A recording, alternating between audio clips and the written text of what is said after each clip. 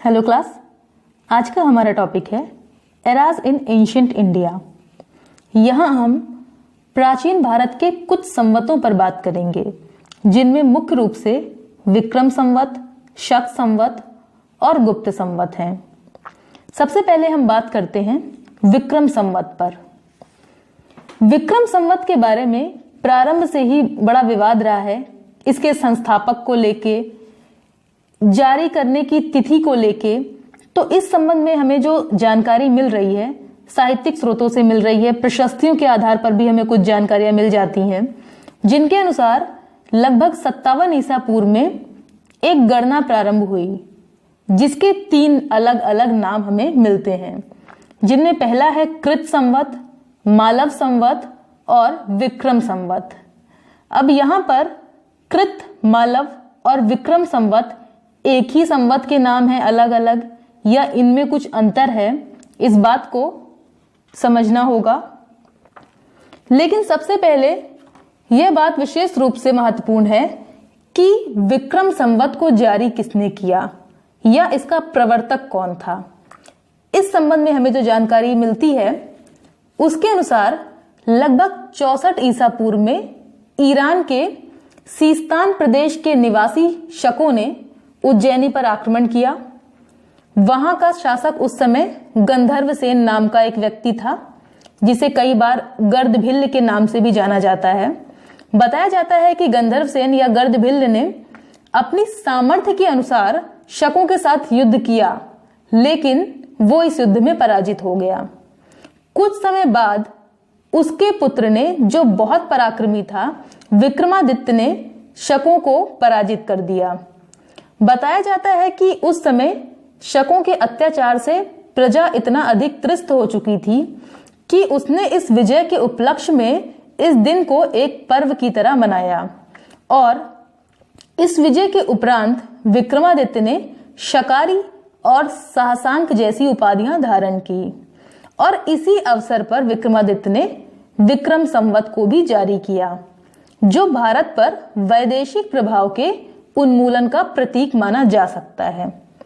अब प्रश्न ये उठता है कि अगर विक्रम संवत को विक्रमादित्य से संबंधित करके विक्रम संवत नाम दिया गया, तो इसे कृत और मालव संवत क्यों कहा जाता है? तो इस बात को हम इस तरह से समझ सकते हैं कि कृत युग से तात्पर्य है वैभवपूर्ण समय से, और दूसरी बात यह भी है कि विक्रमादित्य कौन था? वो मालव का गणमुख्य था, और शकों को उसने परास्त करके देश में सुख शांति का भी राज्य कायम कर दिया था। तो इस कारण इसे कृत और मालव संवत के नाम से भी जाना गया।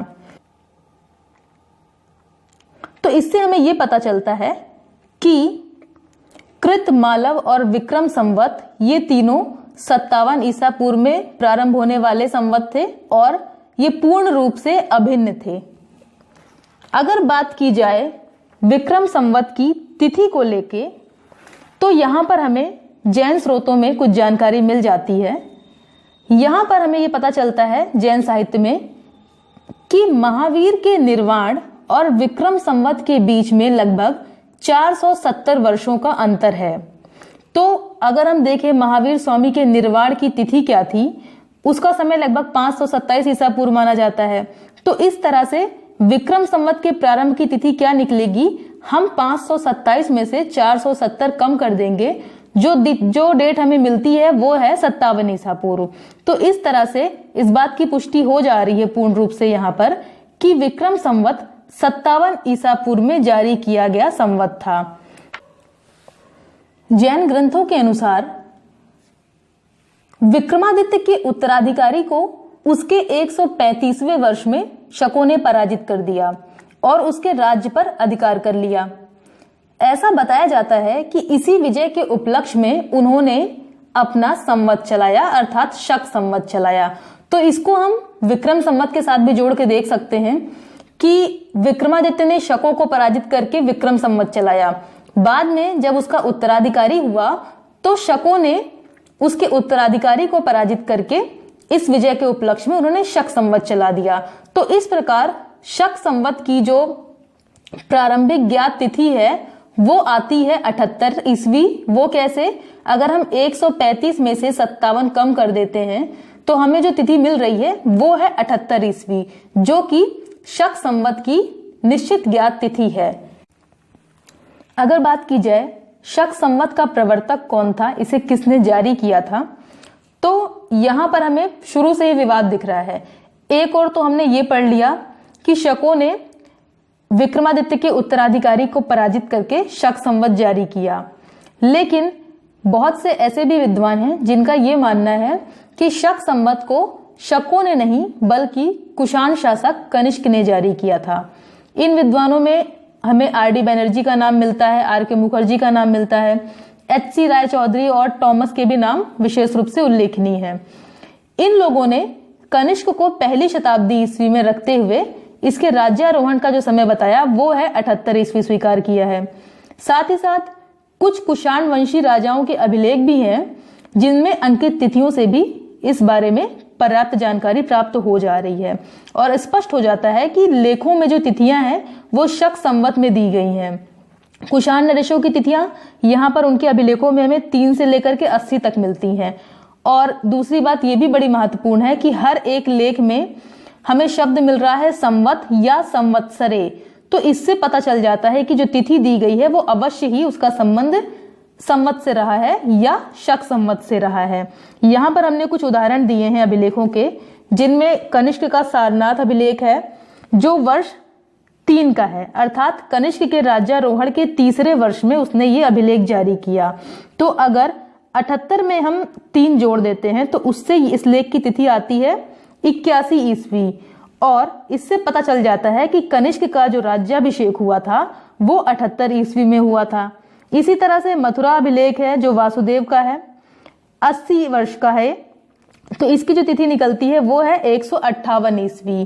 तो इन लेखों से हमें पता चल जा रहा है कि यहाँ पर कुषाण नरेशों के अभिलेखों में जो तिथि दी गई है वो उसका संबंध शक संवत से है। अब बात करते हैं कि शक संवत का जो प्रवर्तन हुआ उसके संदर्भ में यह बताया जाता है कि शक शासक पहले कुषाणों के अधीन थे और इस संवत का प्रयोग कर रहे थे।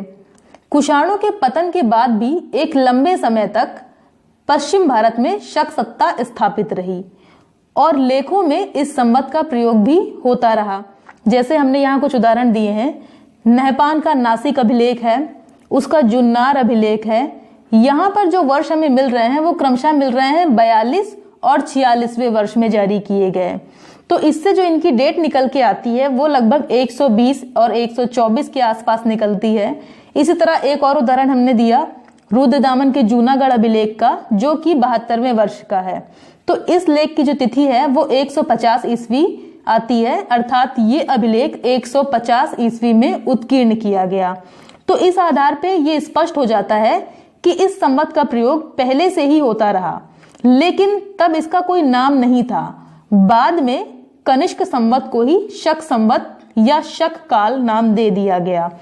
तो इस नामकरण का एक कारण यह भी हो सकता है कि अगर हम देखें तो भारतीय जो लेखक हैं उन्होंने हमेशा से ही शक और कुषाणों का एक साथ ही जिक्र किया है। हम हमेशा शक कुषाणों के नाम एक साथ ही पढ़ते हैं, तो क्योंकि उन्होंने इनमें कोई अंतर ही नहीं किया, इसीलिए संवत में भी ये समस्या हो गई कि ये शकों का संवत है या कुषाणों का है। तो यहाँ पर इस बात का पता चल जाता है कि इस संवत का प्रयोग प्रारंभ से ही होता रहा, तब से जब शक कुषाणों के अधीन थे, लेकिन कुषाणों के पतन के बाद भी इस संवत का प्रयोग होता रहा और तब उसको कनिष्क द्वारा स्थापित इस संवत को नाम दे दिया गया शक संवत, और यही संवत आज भी भारत का राष्ट्रीय संवत है। यहाँ पर हमने विक्रम और शक संवत पर बात की और इसके बाद हम बात करेंगे गुप्त संवत पर, अर्थात हम अपने अगले लेक्चर में गुप्त संवत पर बात करेंगे। Thank you.